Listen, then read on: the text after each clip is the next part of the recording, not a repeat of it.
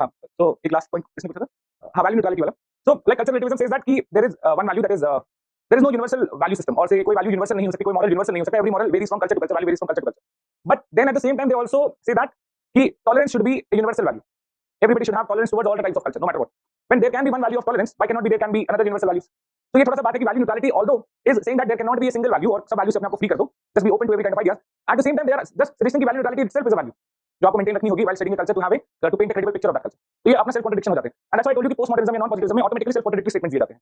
So like there is no absolute truth or such kind of things that we have seen. So value neutrality says that there cannot be a universal value system. तो automatically जब आपने ये value accept कर ली तो you automatically से that कि universal value होगी. Okay, so let's begin where we left. One thing that I was talking about in the last class, that is phenomenology.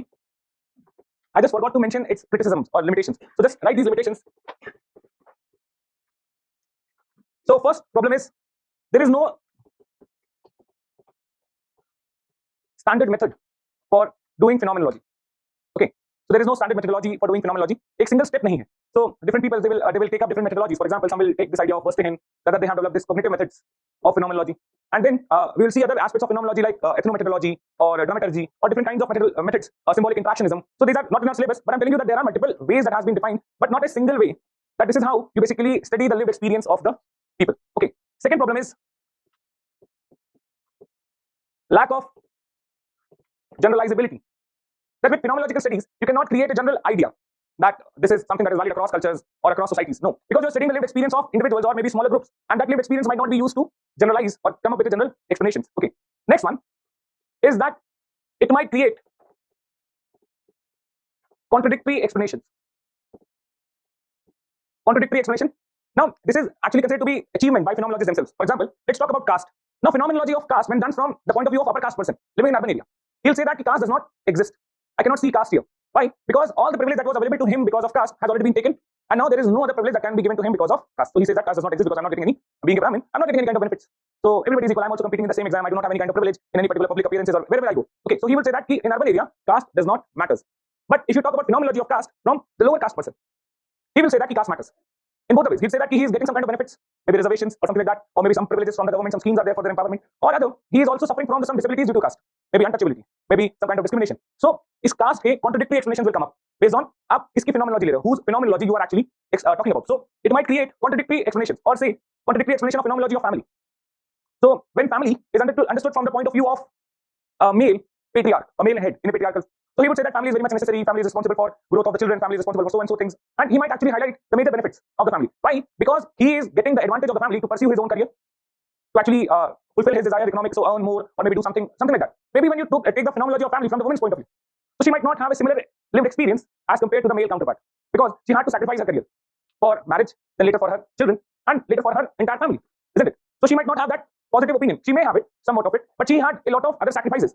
And that's why she might not be giving the same idea about the family, maybe that the male counterpart was giving. Just it might be completely opposite of what male, because male counterpart has always reaped benefits of the family. Okay, in his career, in his other aspects, say he gets cooked food, or he gets arranged bedroom, or something like that. But the female counterpart, they had to do sacrifices. Okay, I'm not comparing it. I'm just, so don't take it as a general opinion. Male also have to do some kind of sacrifices. So the thing is, okay. So the thing is that families, they might have contradictory phenomenological explanation when seen from different people. Or various other phenomenology, you will see that the same phenomena might be experienced differently by the people living in the same society. Okay, so contradictory explanations by the people. Okay, next one. It's heavy reliance on the interpretation by the researcher. So it basically heavily relies or dependent upon the interpretation of the researcher, that how and what researcher interprets out of the lived experience, what he perceives out of it. So वहाँ पे again you are actually bringing double subjectivity. The first subjectivity is on due to overemphasis on the individual experiences. The first subjectivity यहाँ पे आ गई, and the second subjectivity is how researcher perceives it. Okay, double subjectivity here, because one that is basically by the individual, how he perceives the particular phenomena, how he is actually having that experiences, and the second one how that phenomena when shared by the researcher is interpreted by that researcher. Okay, यहाँ पे इसका opinion भी matter कर रहा है. So that is the major problem of phenomenology. Okay, now ये लिखिए आप लोगों ने. Now we'll see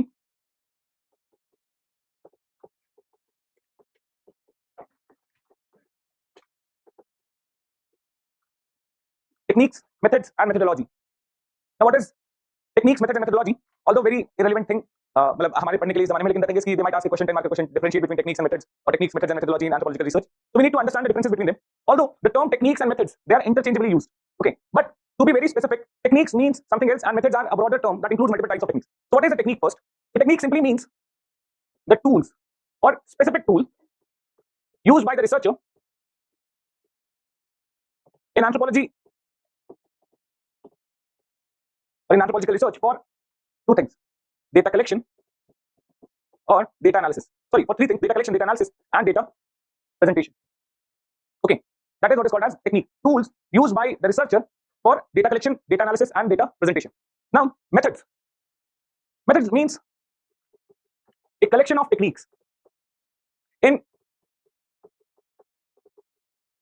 a specific order. So it's an arrangement of techniques, say in a specific order to conduct a research.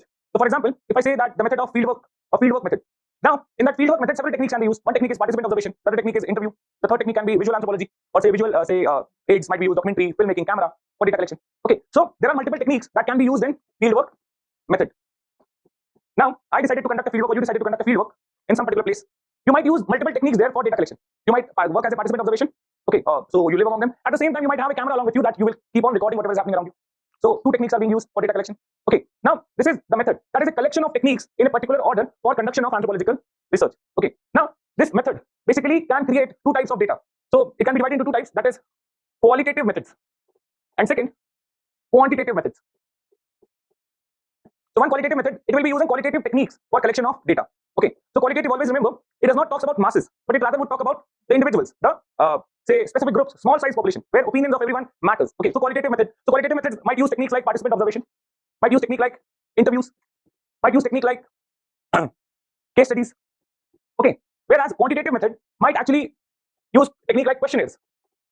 So questionnaire will be circulated among all and everybody gives the answer. Census, that is the quantitative method, or say sampling methods. So such kind of techniques might be used wherein the large population can be studied by such kind of studies. Okay, so this is the technique and the method. Technique simply means a single way or a small particular tool that is used for data collection, analysis, or presentation. Method is a broader term, involves several techniques put together for doing anthropological research in a particular arrangement, in a particular manner. Now comes the methodology. So what is methodology? It simply means that that method, you chose some method for doing research. Now you just can't choose the method. You have to talk about the assumptions associated with that method, plus the theoretical orientation of that method, plus the reason for choice of method. So this is called as methodology. That along with the method, you will talk about the factors associated with the methods. That is, what theories that this method aligns to. Okay, maybe it's a deductive method, it's an inductive method, and not just that, why you chose this method. Okay, that what's the reason why it is the best possible method to study this society? Why not other methods? Okay, then the assumptions associated with it. So the assumption may be that the material condition is associated with or is influencing the religion, or material condition is playing a very important role in deciding the political economy of the society, or so on and so forth. So there might be certain assumptions related to it. So here, method plus simply the theoretical orientation of the method is called as methodology. It's even a broader term. So if I have to draw this, so this is the methodology. It will have a particular method, and this method will have several techniques. This is how you can actually understand.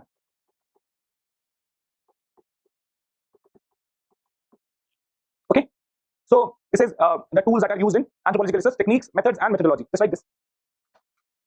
Technique refers to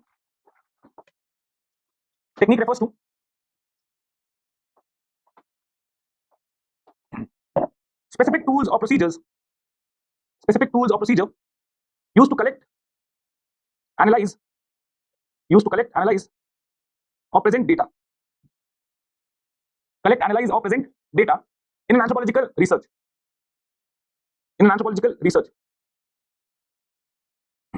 For example, interview, participant observation, sampling,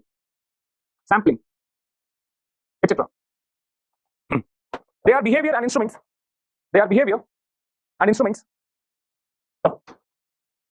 Used in performing researches. Okay, that heading methods.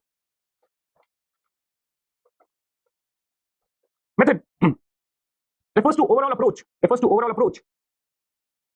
Or ways anthropologists use techniques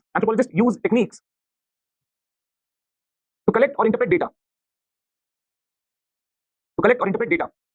It's a way of doing things. It's a way of doing things, especially in a systematic way. Especially in a systematic way, with an orderly, logical arrangement. With an orderly, logical arrangement. Okay. Next point. The methods can be of two types. Can be of two types. First, qualitative, and second, quantitative methods. Somewhere, you might find the three types also: qualitative, quantitative, and a mix of both. But overall, दो ही type होंगे. अब एक में दोनों use करें तो they can say that it's a mixed method. Qualitative focuses upon detailed description with contextual knowledge. It emphasizes upon the individual experiences. Thoughts and beliefs. Next, quantitative.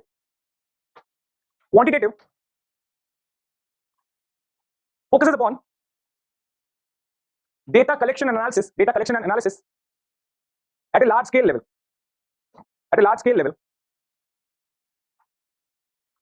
It focuses upon general patterns, regularities, or mass level behaviors. Okay, next point. Qualitative methods use techniques like case study, participant observation, interview, etc. Whereas quantitative methods use techniques like sampling, questionnaires, etc. Okay, next heading, methodology is the overarching framework. Methodology is the overarching framework that guides how research is carried out.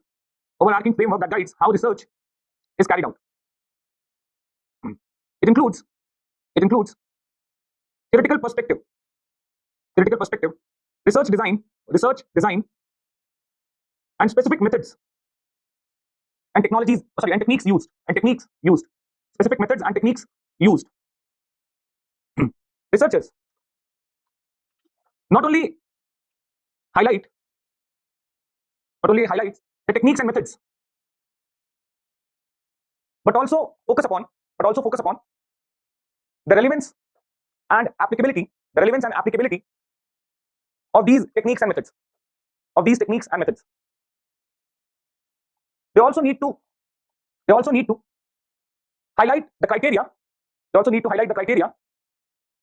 By which they can decide certain techniques and procedures. To be used in a research work. Okay. So, for example, we have already studied, say, sociocultural aspects. For example, if the anthropological research is about evolution of humans, in that case, there has to be some techniques that has to be used. There has to be some methods that has to be used.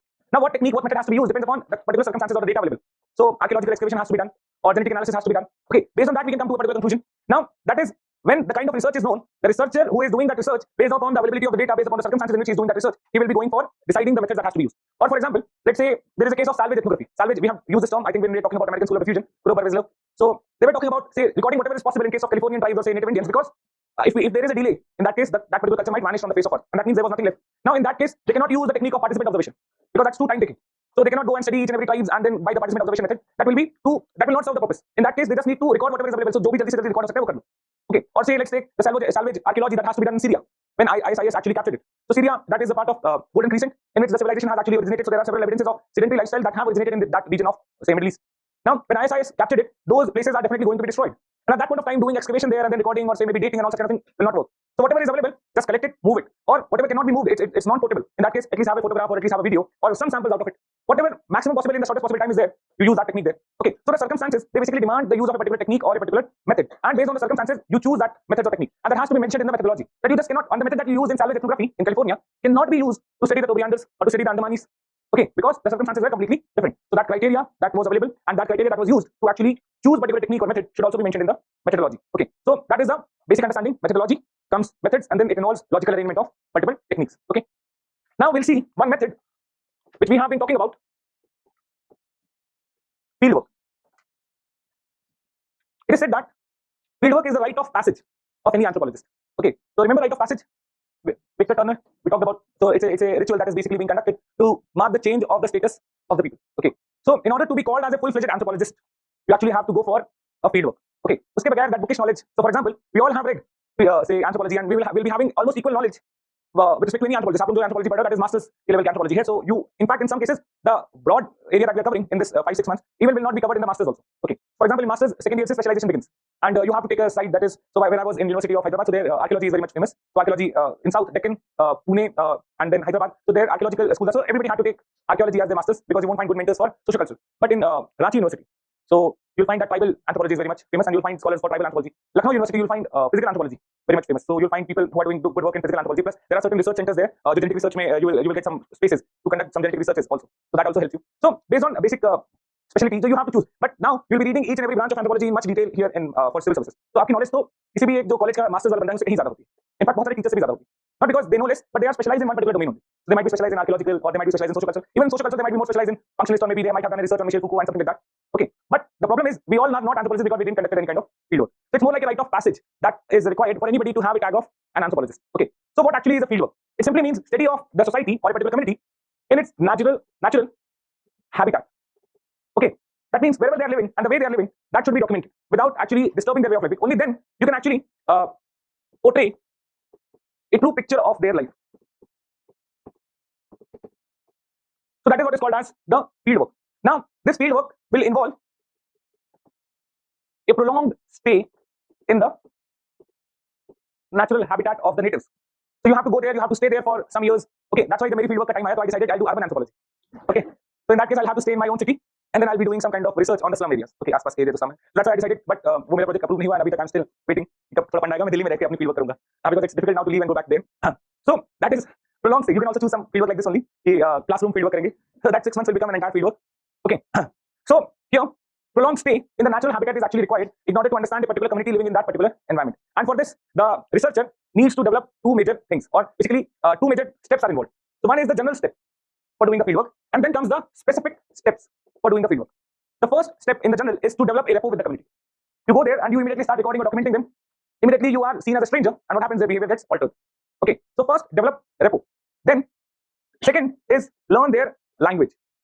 So once you learn their language, the way they speak, or at least have an understanding of their language, then only it will be possible that you are able to portray a true picture. Without learning their language, पता चले कि आप कुछ पूछ रहे हो, वो अपने बगल में उसको बोल रहा है कुछ भी बता दे, इसको क्या समझ में आ रहा है. And then he gives you an answer. You just write it down. Okay, we used to do this because for all those who have read in convent schools, we used to have teachers from say Kerala, and they hardly used to understand our Hindi, and we hardly used to understand their Malayalam. Okay, so they used to talk something with each other, and then the teacher would speak something to us, and then we also used to talk something with each other, and we'll say something, and we'll give the meaning of a lot of names, a lot of tags with misinterpreted meanings that were given to them. So that is the problem. So if you don't understand the language, the true knowledge can never be extracted or documented. Okay, so the language should be learned, and then, if possible, find a place or a role in the group. So at least you get acceptable in the group if it is possible. So it becomes easier to gel up with the community. And then once you have taken this step, that means your presence is no more considered to be an obstacle, and no more considered to be some kind of an awkwardness. In that case, you can then go for the specific approach, wherein the interview can be conducted, or you can take up the role of participant observant. You can actually go for, say, case studies, or whatever method you want to follow or technique that you want to follow for data collection can then be used. But in the first step, you just have to develop a general rapport with the group. Only then it is possible that the fieldwork will become successful. So suppose somebody comes that I'm here to study Indian families, and you gave him an offer that, or basically you were told that your family has been selected for the study. So that person comes and lives in your family. Okay, lives there. So he is observing each and everything that you're doing. So naturally, what will happen? That things will alter. Your behavior will alter. You will try to present the best side of yourself as compared to what you naturally behave. Okay, so in that case, the picture, the document that will be created will not be the true picture of Indian families, because we'll be taking him as an outsider, and with respect to an outsider, we do not behave naturally. That's why it is important that that person should develop a rapport with the population. Okay, and then should be able to communicate, or should actually learn their language. And once it is done that his presence is not considered to be some kind of the presence of an outsider, that will at least to a large extent restore the normal behavior of the people. Okay, so that is why first this general step should be taken, and then we should move towards the specific steps. Okay, just like this fieldwork. Fieldwork method refers to immersive and first-hand research refers to immersive and first-hand research conducted by anthropologists, in real life settings, comma, typically among communities or groups they are studying. Typically among communities or groups they are studying. It involves prolonged engagement with the community, comma, direct observation and interaction with the individuals.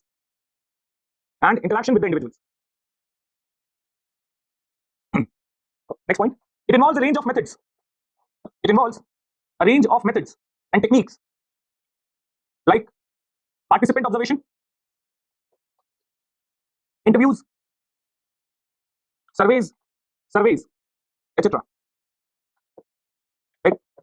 Fieldwork method considers two major steps. First one, general steps. Okay. It involves establishing familiarity with the population.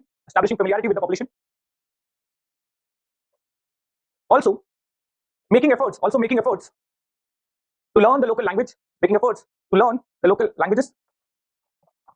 in order to prevent any obstruction to the entry of anthropologists in the community. Okay. Second, specific steps are related to process of gathering data and information. The information. The anthropologist might conduct interviews, do case studies, or participate in the native's culture. Throughout this process, the anthropologist must be respectful about the way of life of the people. Okay. Now let's see the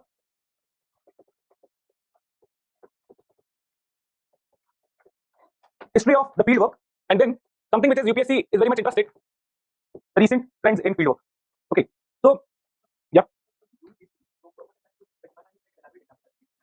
we'll talk about what is case study. There is a technique case study method. Okay. It simply means the detailed study of a social unit. So any detailed study, say for example you want to study the marriage, you want to study they say Japanese funeral, it's a social unit. Detailed study of that. Balanced cockfight is a case study. Detailed study of that particular cockfight. Thick discipline is how you can actually explain something contextual explanation. That is a specific terminology related to a particular scholar only. Okay. But suppose if I Kula ring ceremony is a thick discipline. Okay. But it's valid only with respect to paper deeds only. मतलब उनका idea है. Kula ring ceremony study is also a case study, a detailed study of a particular social unit. So history of fieldwork and recent trends what are being followed right now.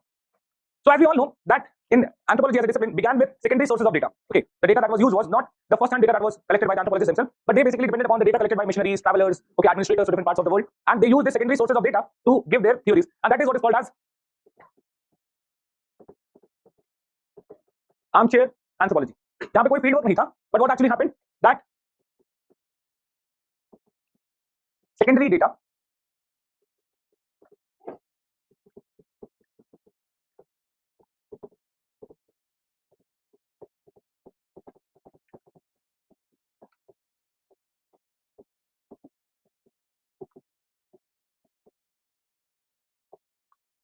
was used by the scholars for their research work. Okay, this is the armchair anthropology. Now, after armchair anthropology, when the study actually started to alter, what happened that the scholars they started to enter into the fields. But here, the fields were the ones where their colonial government was sending them, specifically the area where they were ruling, or the territory that they were ruling. The say government of that particular anthropologist, जहाँ पे rule करते थे, वहाँ पे भेज रहे थे. So Brown coming to Andaman, or more or less people going to Australia, or people going to Africa. So they basically chose as per their convenience. Okay. Now, in the initial days, what actually happened that immediately they won't go to the tribes and study them, but it created the first form of fieldwork, which is called as veranda anthropology. So simply, so anthropologists they were hired by the colonial government to study the people of the colonies. Okay, and here they would not go to the native habitats, but what they would do, they would set up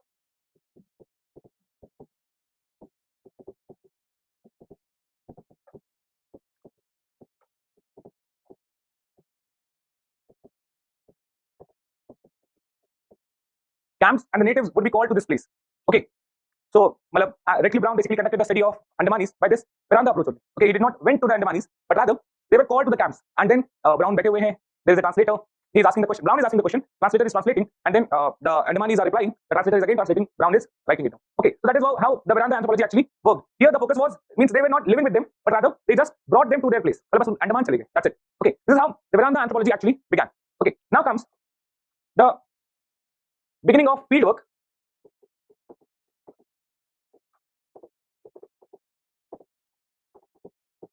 To study natives in their habitat, but it all started with interdisciplinary expeditions. Like, if you remember, the case of Baffin expedition, Baffin Island, Transboa. Okay, and the second one, Torres Strait expedition, in which WHR Rivers, Hedden actually participated. So these were interdisciplinary expeditions. These were not the anthropological studies, but rather interdisciplinary. But then it later on precipitated to anthropological studies as well. So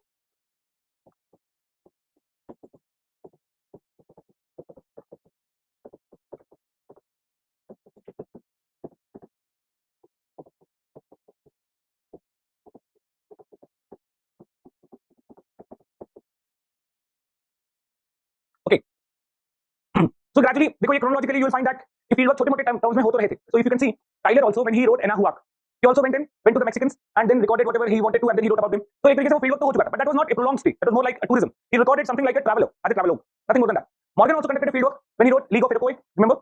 So he went to Iroquois and Seneca Indians. Basically, Ellie Parker was the translator, his friend who came to deliver a speech, and then finally he decided to help him in fighting the legal cases. So League of Iroquois. So that was also fieldwork, but that was not a prolonged stay. Okay, but definitely League of Iroquois, that is the first-hand data that was collected by the Morgan by interacting with the Iroquois people directly. Okay, but ये कोई भी true fieldwork नहीं है because prolonged stay नहीं है.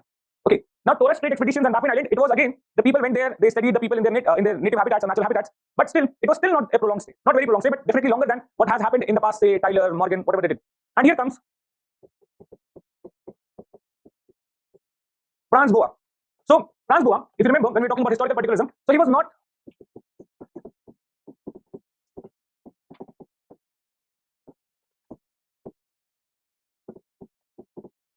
satisfied with half-baked generalizations or say hasty generalization that has been made by some scholars, and that's why advice for prolonged stay in the natives' habitat for reconstruction of their past. So collect as much data as possible, as soon as possible, in order to reconstruct the past. So three major past factors they have shaped the culture. One is the historical connections, the second is the environmental experiences, and the third is the individual psyche. So these three factors they collectively have contributed in the culture, and that's why a prolonged stay there will help you record the changes that have happened in these three factors across time, and then only you'll be able to reconstruct the past by prolonged stay. And here comes the pioneer, the one who actually introduced a paradigm shift in fieldwork, Malinowski. Okay, as it was believed unless the diary was published. So Malinowski, he conducted or introduced a new method of fieldwork, participant observation. Okay, among Tobrianders. So he introduced a method that people should learn the local languages, and they should. So if you remember, I told you about that. He initially he used Pidgin, and then later on, he in around 6 weeks he was able to master their own language, and he was able to communicate with them. Okay, so then he learned their own language, stayed with them. So approximately 2 years he stayed with the Tobrianders in a stretch. Okay, and that's why he developed a participant observation method that actually became a benchmark for conducting an actual fieldwork. Okay, the best possible method to conduct a fieldwork. Okay, now comes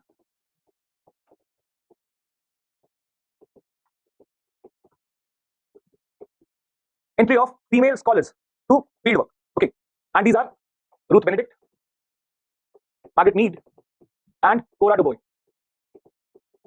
What happens after the entry of these individuals or these females into the fieldwork? Actually, the topics which were hitherto not covered or not actually discussed because of the male, now they get exposed to these people. Means a lot of things that cannot be talked about by male in the society that is conservative or that is traditional. So areas related to sexuality, reproduction, child rearing, which were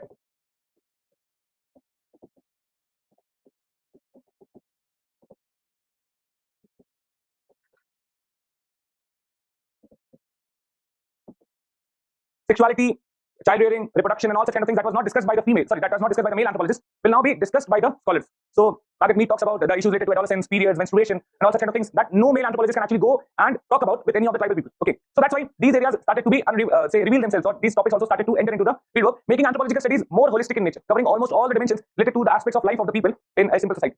Okay, now after this, after this, what happens? There is rise of phenomenological approach in fieldwork. What happens? That scholars would use phenomenology to discover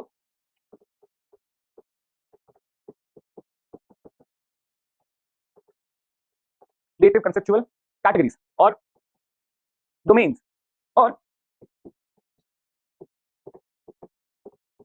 would give thick description of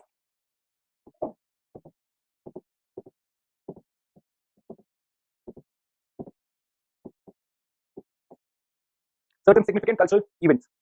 Okay, so this is the general pattern. अपने को कुछ याद करने की जरूरत नहीं है. You all have to remember the theories, in what sequence we have read the theories, and what kind of changes happened in the idea of field when we started from evolutionism till the time we reached towards the stage of postmodernism. Okay, so how the idea came up? So initially it was armchair, then basically Vedanta anthropology, say दूर से study करते थे, then came participant observation, then entry of female, so discovery of some other topics that were not talked about earlier, and then talking about say individual experiences of phenomenology. So that is the sequence of the theories that we have already studied. So just commonsensical history here. Okay, and now what is more important here, that is UPSC has been asking say almost every alternate years from last 2-3 years recent trends in ethnographic fieldwork or ethnographic research.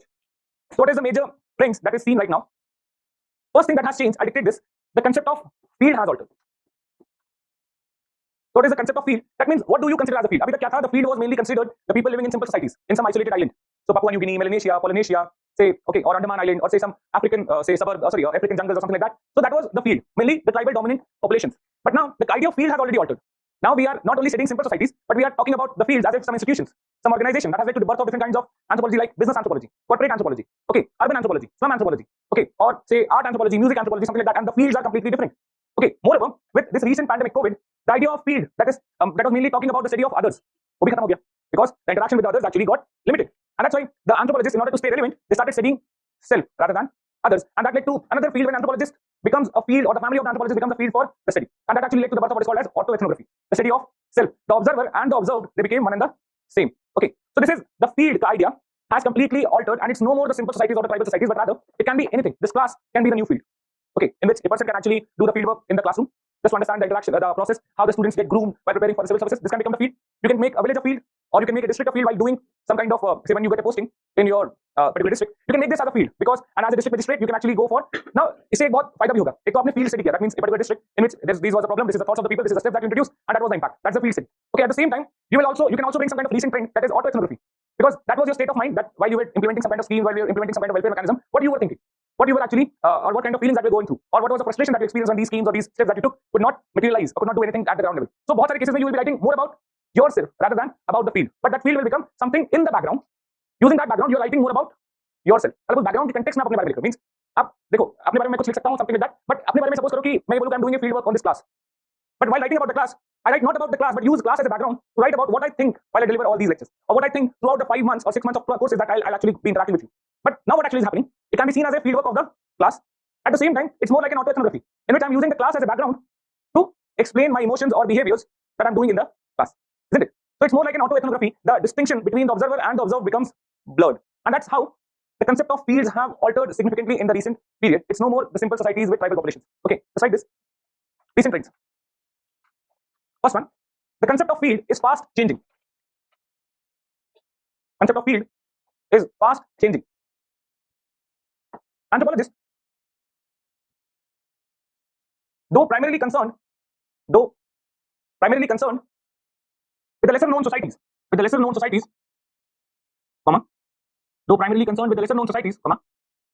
are also taking into consideration the developed and developing societies.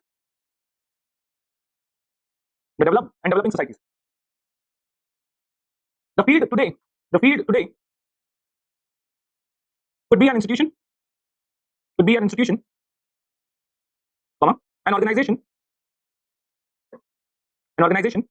in which the focus is on corporate life, business, etc. Next point, anthropological fieldwork.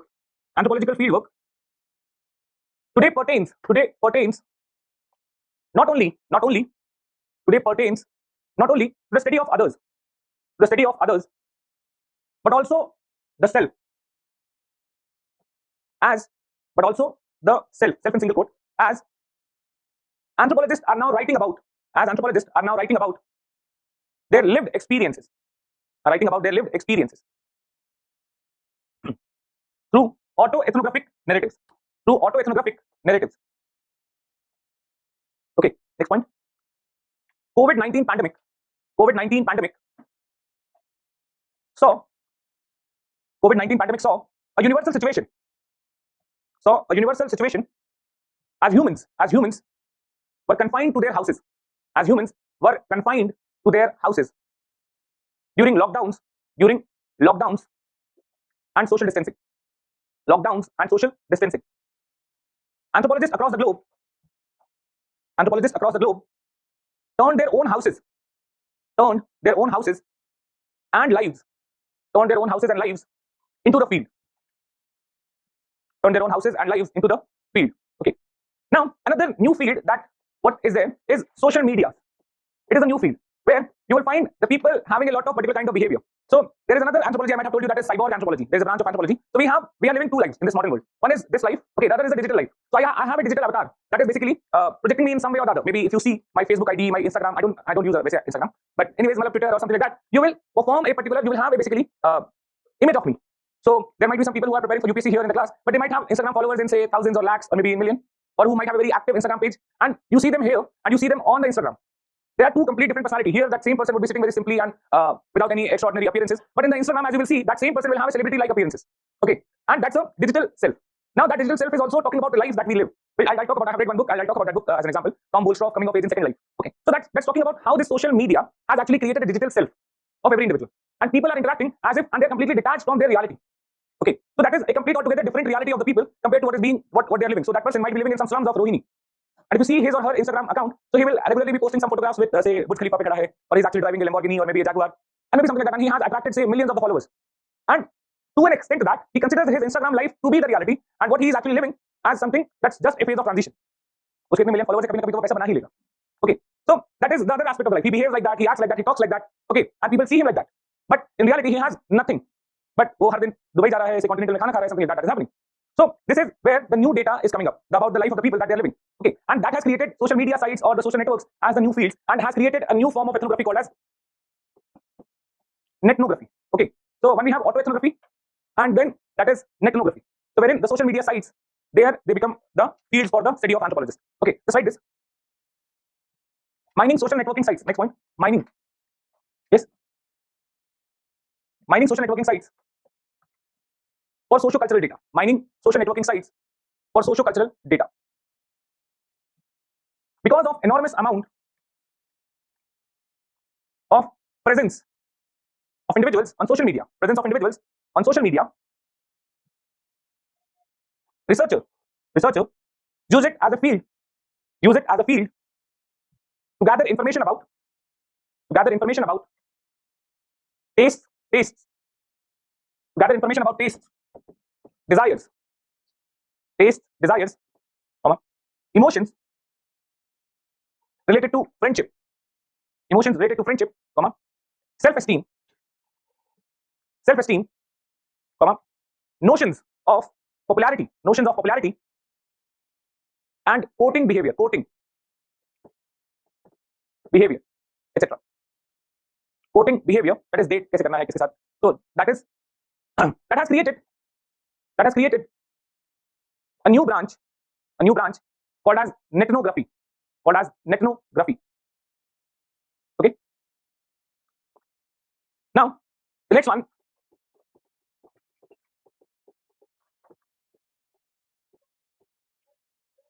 Yes. No, that is talking about how the people they have. There is a part of your life. It's not that कि वो आपकी life का part नहीं है. आपको जो digital self, you might not relate to it because in order to prepare for civil services, we all have done that kind of sacrifices. We have shut down our Facebook accounts, or some of us might not be on the WhatsApp also. Okay, just to make sure that there is no disturbance in our preparation. But you talk about the Gen Zs who basically are living a very different kind of life, and they basically, their father might be earning, or so they might be hardly earning say 45-50,000 per month, but they are having a phone that costs around 1.5 lakh. They might be wearing a double copy, say, or first-hand copy of some branded watches, and then rather than doing something, means he's saying correctly, but they're not earning something, but they can just post a photograph of a watch that might cost around $1 million or maybe $2 million. It's like, and then they believe that that is their reality. That is, so what it actually shows, the aspiration of the people, aspiration to become rich, aspiration to become popular, aspiration with respect to their dating behavior, how do they see relationships, or how do they see kind of their say friendships, or stability in the, or emotion with respect to their relationship, कि कितनी stability, and say you'll see the change in the perception of the people.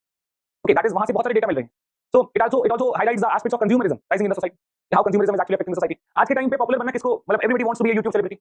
Okay, wants to get that online fame, and some people who basically have obtained it, they know the miseries of it, but they present their life to be all happy, सब कुछ बढ़िया है, and सब अच्छा चल रहा है, everything is going very good and in a very jolly good manner. But and that's why everybody feels that yes, becoming popular is the easiest way, and that can fetch you money, that can make you famous, that can make you powerful, everything. So ये basically आज की perception बता रही है. Plus you see, आपके real life में there can be two friends, or maybe there might be people with no friends, but will have Facebook 5,000 friends. So एक अलग type की, so that is actually different kinds of perceptions, a different kind of life that we are actually living, a second life. Okay, that is the digital life of an individual, and it should not be considered to be any less important than the life that we are living. Okay, any less important, because you associate yourself, आपका phone आपसे छीन लिया जाए, and all the data that you have saved for say 5-7 years, the photographs and all, you'll feel that one part of your body is lost. The same kind of loss that you will feel when a lot of money is stolen from you, or everything, that physical possession that you have is stolen, in the same way that digital ID that if taken away, a part of you will be lost.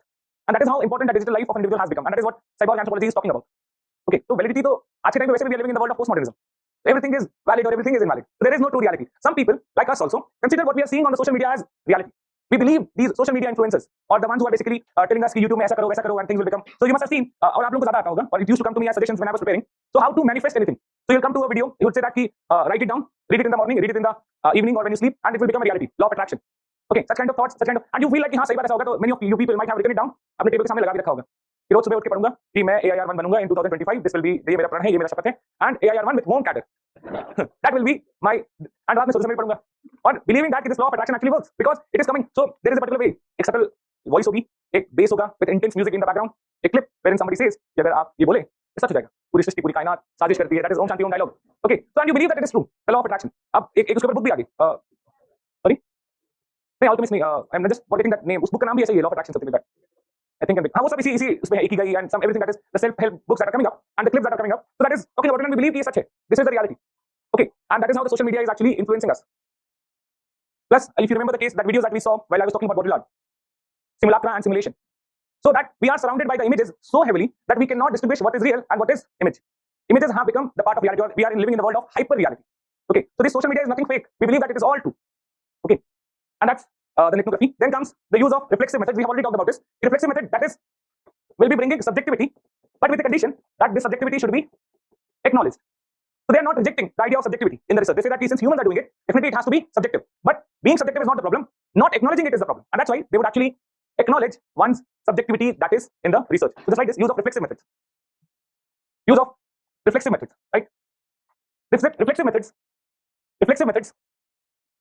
is less concerned with, reflexive method is less concerned with scientific objectivities or theories. It focuses more on interaction between ethnographer and the informant. It uses the term research collaborator than informant. Next point. These ethnographies are no longer interested in producing scientific accounts of others.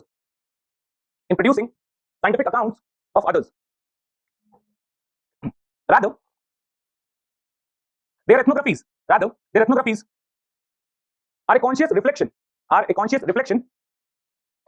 of how their own personality and culture have influenced the creation of ethnography. Okay. Next one.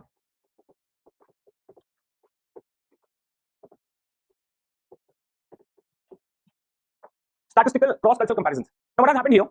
is that initially the focus was on to collect the data of lesser known societies. But till now, or say till 1950s or 60s, what happened? That data about almost all the societies in the world was collected. And that's why once the data has been collected, there's no point in going and studying them again and again and again. There was a scholar, Murdoch, George Peter Murdoch. Now what he did, he basically compiled all this data into a kind of an encyclopedia. And that is what is called as HRAF, Human Relations Area Files. Okay, HRAF. Now it's more like all the ethnography is done all across the world by any scholar at any point of time. सारा data एक जगह पे. And now the scholars, suppose if you want to study the family's pattern all across the world, you want to find out any variable all across the world, the cultures of all across the world, you can just put in that variable. You will find the studies on that particular variable in the cultures all across the world. You can pick up those information. You can compare the culture. Okay, आपको कुछ भी compare करना है, any dimension, any part of the culture, you will have all the studies that have been done across the world, across the cultures, and that HRAF can help you do cross-cultural comparison. Okay, so it's more like a tool for ethnology. Okay, we'll talk about ethnology. Ethnology is the comparative study of the culture. So multiple cultures, they are compared on a particular criteria or a particular dimension. So for example, if I say that dimension is a marriage, so how many of the culture have polygamy? How many have polyandry? How many have monogamy? How many have same-sex marriage? How many have like no marriages at all or something like that? So this data, you don't have to go across the societies, but just enter the dimension, and this HRAF will have all the societies in which that particular aspect has been covered. Okay, and you can use this data just to compare it. That is HRAF. Just like this, statistical cross-culture comparison. Yeah, it's more like an encyclopedia data bank, right? Initially,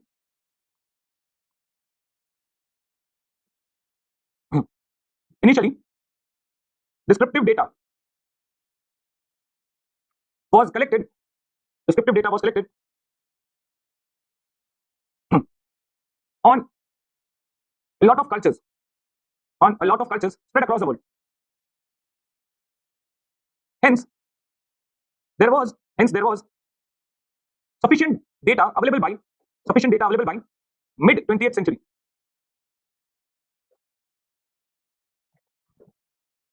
Statistical cross-cultural comparative studies was made possible by Murdoch. Who developed HRAF in bracket Human Relations Area Files. HRAF Human Relation Area File, close the bracket, database. Several scholars like John Whiting. We'll talk about John Whiting, Beatrice Whiting, इनकी husband wife की study है child rearing paper in unit 2. John Whiting used HRAF for studying relation between child rearing practice and adult attitudes. Okay, next one heading. Nothing to explain. It's talking about some new softwares coming up for data analysis, qualitative data analysis. That's right. Use of new information technology tools. Like first one, the ethnograph. This is a software, the ethnograph. It helps import text-based qualitative data. Into personal computers, into PCs, for easier and more efficient data analysis. Import text-based qualitative data into personal computers for easier and more efficient data analysis. Second software, NVivo. A qualitative data analysis software that helps organize and analyze diverse data types such as interviews, field notes, etc. Diverse data types such as interviews, field notes, etc. Okay, so this is about the programs or softwares. This question that is specifically asking about the softwares was asked this year only. Some major softwares that has been used for ethnographic fieldwork. So the ethnograph, then NVivo. Now you must have heard about this OneNote and all. Okay, अब आज के time पे every anthropologist used to have that diaries first. Now they are using this OneNote kind of software for note making. Okay, अब ज़्यादा chances हैं कि वो publish हो जाए या वो leak हो जाए. Maybe unlike case of Malinowski. अब I might have told you that Leslie White, he purged all his data जब उसकी death हुई थी. उन्होंने अपना जितना भी data था, because he was very much towards left और काफी ज़्यादा Marxist oriented थे. That's why when he died or before his death, he actually destroyed all the data that he collected, notes वगैरह सब जला दिया था उन्होंने. Because he didn't want the same fate to happen to him after his death. That happened to Malinowski, that happened to Margaret Mead, that the letters got published and so on and so forth. So he didn't want all those kind of things and उसने सब कुछ जला दिया. But now OneNote and all such kind of softwares are coming up, जहाँ पे digital note making is done. Now it has one advantage, the notes get preserved. One case that we'll be talking about, M. Srinivas. M. Srinivas actually conducted a village study in Port Dahiri village in Rampur, in Mysore. Okay, now what actually happened, that he conducted that fieldwork, made a note, but that he just got busy in something, he could not publish a book on it. But he was in somewhere in the US, जहाँ पे there was a protest going on against the participation of US Army in Vietnam War. Okay, and his dormitory was burned. तो वो जो भी notes थे, जो field work से उन्होंने कलेक्ट किया, that got burned. And he wanted to publish a book, but अब जो field notes बनाए वो तो गायब हो गए, वो तो जल गए. So whatever he remembered, he used that memory to write a book, and that book is known as the Remembered Village, because सब जो data था वो तो गायब हो गया, and whatever he remembered, he could recall, he wrote it. And in that book only he gave a very important concept called as the concept of dominant caste. We'll be talking about it. So had he used OneNote at that point of time, or had OneNote been available, तो उसका Google backup पड़ा होता, even if the device got burnt. Okay, and that could have actually presented a more clear-cut picture, a more credible picture of that village. It could not have been remembered village, but a backup village. Okay, so the Google backup say basically he might have got that information. So these are the softwares that the scholars are using right now for taking field notes and also for analysis of certain data that they have collected. Okay, now let's see some examples of these studies. The first example is that of Abedin. Okay, that is a scholar named Crystal Abedin. Now what she studied, the online celebrities, or the people that we are talking about, the influencers, and the techniques that they use, how to persuade the common masses. Okay, so she talks about two major techniques that is used by these online celebrities actually to persuade the common masses. One is the technique of what we call FOMO, or fear of missing out. So they create a feeling of FOMO that if you're not doing this, you're missing a large part of your life. So basically, for example, recently as the Jio or this connection came up and internet became very much cheaper, now one thing that is being projected to you is about the financial independence, something that everybody is talking about. It's a very common term that is discussed among the youth of say 20s to 40s age group people, that ज़्यादा से ज़्यादा कमाओ, save it to a large extent, and then get financially independent at the age of 35, then अपनी life आराम से जिंदगी जियो, जो मर्जी करना है वो करो, ऑफिस जाने की जरूरत नहीं है. And that is what actually we are. And if you're not doing so, it will be projected that आपने 21 की year में save करना शुरू किया होता when you were in the college. Even if you're saving 100 rupees per month, you would have accumulated 1 crore till this date or something like that, and you feel like I have missed out something big. You immediately start creating your demat account, आप अपना trading करना शुरू करोगे. You might start making mutual funds, investment, and so on and so forth. As if not done this, you have committed a big sin in your life. अगर आपने ये नहीं किया.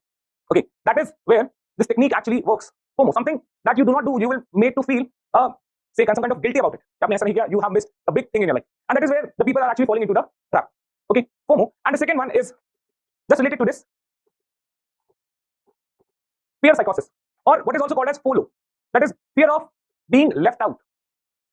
One is missing out something, and one being you will be the odd one out if you don't do this. If so, सब करते हैं, and if you do not have it, then you don't have the Instagram account, you are backward. You don't have a WhatsApp account, or say you're backward. You don't use WhatsApp. What in this world you're not using WhatsApp? You're not on WhatsApp. So that is the kind of strange expressions that you, or you do not follow this kind of meditation practices. Then there is a problem. Okay, so fear of being left out, and that actually creates what is called as bandwagon effect. Bandwagon effect, as if that one follows the other. So for example, when a new iPhone is launched, so in certain cities you will find that there is a line or a queue that starts to rush up to that showroom at early morning. 5 बजे line लगा देते हैं. And one very good example of this is Chandigarh. So everybody wants to have that piece of phone on the very first day that it is launched, and some people will use their connections from Dubai. भाई Dubai में पहले launch हो जाएगा, यहाँ पे पहले India में, मेरे पास इंडिया में लॉन्च होने से पहले आ जाए. That is, they do not want to be left out, that bandwagon effect. So this is a very economic aspect. So these influencers will create a feeling of being left out, and that is what Crystal Abedin is talking about the internet, say celebrities or online celebrities, and the techniques that they use to convince the people, and plus how this internet life, the popularity that they have on internet, has changed their own life, or has actually transformed their way of life. How do they perceive themselves? How do they think about themselves, and so on and so forth. That is the netnography by Crystal Abedin. Just like this, Abedin focused on internet celebrities and influencers in her book internet celebrity, understanding fame online. In her book Internet Celebrity, Understanding Fame Online, the study focuses on social media practices that contributes to their rise and popularity. It also gives insights into strategies and techniques used by internet celebrities.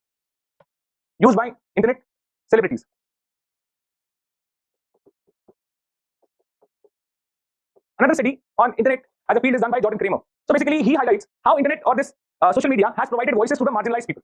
Okay, this social media provides voices to marginalized people or marginalized communities which did not have voices in, say, the general society when the social media was not available, and how these voices have played a very important role in several political movements that have happened all across the world. For example, you must have heard about Arab Spring. Okay, नहीं सुना है? ये तो बहुत ही recent है, जो one by one collapse of the government in the Middle East. So Arab Spring, it started in Estonia, say, or Tunisia, sorry, yeah. So Tunisia, wherein the major role, if you see, was played by Facebook.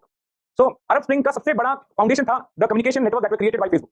Now Kramer also talks about this, that marginalized people, they are getting voices to be expressed. So say unpopular opinions that might not be having the support of the ones who are in power, they also get expressed, and that actually is able to resonate the sentiments of the people who might be having the same. And people find that yes, मेरे opinion को हो सकता है पहले, अगर आपको कोई ऐसा opinion है that might be unpopular, you feel that only I might be thinking if I say it, it might happen that I might be killed. But what happens when you see that there is lakhs of people who have the same opinion? You will definitely give voice to it. And one thing that has helped in this raising this marginalized opinions is a focus on anonymity. You can speak out anything, without your name being disclosed. Okay, so anonymity has helped a lot of rise of this marginalized voices. कि किसी ने कुछ भी XYZ डाल के नाम अपने Twitter पे पोस्ट डाल दिया, अब ठीक है गवर्नमेंट खोजेगी तब तक खोजेगी, but till that time the opinion becomes viral, known to all, and that's it. The work is done. Okay, and that is anonymity. So there are several anonymous people, group of people who basically can stir, just one anonymous opinion can stir entire civil war, can actually create a complete political protest in the masses, and that is what Jordan Kramer is actually talking about. Just like this, Kramer has conducted field work. Kramer has conducted field work on social media platforms such as Twitter. Social media platforms such as Twitter. The research focuses on how social media is used by marginalized communities to foster social connections, mobilize for social justice, and challenge dominant narratives. Foster social connections, mobilize for social justice, and challenge dominant narratives. Okay, so the last one is a book, Coming of Age in Second Life. Okay, that is a study by, so it's an autoethnography plus digital ethnography as well. So what is this? That Bolshov, what he did, he created a digital avatar for himself. Okay, that is a simple secondary identity for himself. Okay, and with this digital identity, he actually interacts with a lot of people. He has created a world around himself in which he is talking about the experiences that he feels or that he gets when he is using that identity. So basically, he says that when I'm interacting as an avatar like that, so I start believing that I am that person, and my opinion, my answers, my emotions, my belief. Okay, basically, as if I'm living a second life, and that is what he has written in the title of the book, Coming of Age in Second Life. He says that there is a complete split personality, complete personality change that happens when I interact with somebody on the online platforms with that avatar. Okay, so it will happen with you guys also, that a second avatar will come up. The moment you actually take up, it will not be a digital avatar, but the moment you take up your job as an IS officer. Okay, so वहाँ पे, the moment you become an IS officer, you become posted there, your personality automatically switches. The way you interact, the way you speak right now, अचानक से बदलाव आ जाता है. And you take that as a reality, but something that you have got because of the position. But what you consider is something that is inherent in you. That is, being an IS officer, that post is something that is inside you, but rather it's something that has been given to you, can be taken away any given day. But being an IS officer, you behave as if that IS is something that is a part of your life. Okay, आपकी बातों में, wherever you interact, so whether it is in the family, whether you're talking to the friends, okay, or maybe in the official interaction, definitely वहाँ तो करोगे ही, but in every other place you actually act like that. आपकी psyche में वो घुस जाता है. Okay, and that's why there is a study that is going on that several IS officers, the senior IS officers who actually get retired, and they are very much unable to move back from the active public life that they enjoyed during their service. बड़ी problem हो जाती है उनको कि अब पूरे 30 साल तक ऑर्डर देते रहे, and now all of a sudden when the post is gone, that power is also gone immediately. Just a second, one day before you were in the office as a secretary, and the other day you got retired with no power, nothing, everything that is gone, the houses that you had 5-6 months, that will be gone, and that creates a problem because you started believing that that is your reality, that is what you actually are. But when that post and position is gone and you get retired, those cases में a sudden shift is not acceptable to them, and that creates a kind of trauma or psychological disorders in them. So इसी को कहते हैं सठिया जाना. Okay, so that is सठिया का मतलब ये है 60 साल के बाद ना, so that is the age of retirement only. So इसी सठिया जाना कहते हैं. Okay, so that is the coming of age in second life, just right? Bolshov, Tom Bolshov used autoethnography in his book Coming of Age in Second Life. Coming of Age in Second Life, in which he combines his own experiences as an avatar in the virtual world, with ethnographic analysis to explore the social and cultural dynamics, of the online communities, Okay, right? In my conclusion, ethnography and fieldwork is moving towards a methodological pluralism. Whereby all forms of information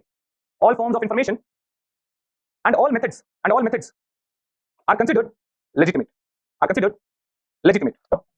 so this is the conclusion. That is methodological pluralism. मतलब अलग-अलग तरीके के methods, be it getting the data from online platform, be it getting the data from say autoethnography, subjective data, all kind of methods they are used, and that is what is methodological pluralism. Okay, so this is about the recent trends in ethnography and fieldwork. We'll be talking about the limitations of this ethnography and fieldwork plus the issues of ethics in fieldwork studies. Okay, in the next class, that's it for today. Thank you.